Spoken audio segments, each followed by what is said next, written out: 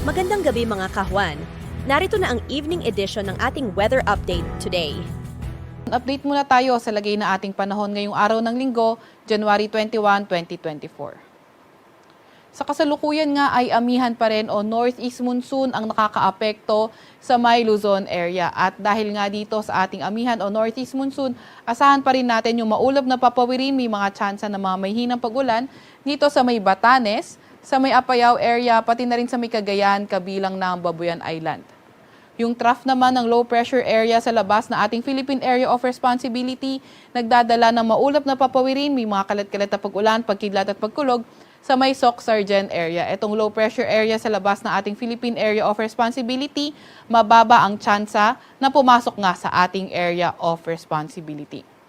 Para naman sa lagay ng panahon sa nalalabing bahagi ng Cordillera Administrative Region, nalalabing bahagi ng Cagayan Valley at sa may Ilocos Region, asahan naman natin partly cloudy to cloudy skies, may mga tsansa ng mga mahihinang pag-ulan. At para sa Metro Manila at sa may nalalabing bahagi ng ating bansa, partly cloudy to cloudy skies, may mga tsansa ng mga localized thunderstorms. Yung ating Regional Services Division maglalabas ng thunderstorm advisory, rainfall advisory o di kaya heavy rainfall warning kung kinakailangan.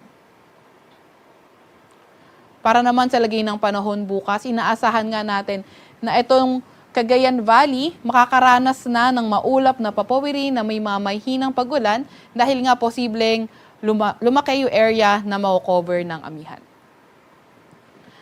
Para naman sa may Ilocos Region, pati na rin sa may Cordillera Administrative Region, partly cloudy to cloudy skies naman, may mga tsansa ng mamahinang pag-ulan. Para naman sa Metro Manila at sa may nalalabing bahagi ng Luzon, partly cloudy to cloudy skies, may mga tsansa ng mga localized thunderstorms. Agwat ang temperatura sa Metro Manila at Legazpi maglalaro mula 24 to 30 degrees Celsius. Para naman sa Baguio ay 15 to 23 degrees Celsius, 21 to 27 degrees Celsius naman sa may Tagaytay. Sa Lawag ay 22 to 30 degrees Celsius at 21 to 32 degrees Celsius sa may Tugigaraw. Para naman sa lagay ng panahon sa Visayas at Mindanao area, inaasahan natin na for tomorrow, posible pa rin yung maulap na papawirin na may mga kalat-kalat na pag-ulan, pagkidlat at pagkulog sa may Soc-Sargen dahil pa nga rin sa epekto ng trough ng low pressure area sa labas ng ating area of responsibility. Para naman sa nalalabing bahagi ng Mindanao, sa Visayas, ganun din sa may Palawan area, partly cloudy to cloudy skies, inaasahan natin may mga tsansa ng mga localized thunderstorms.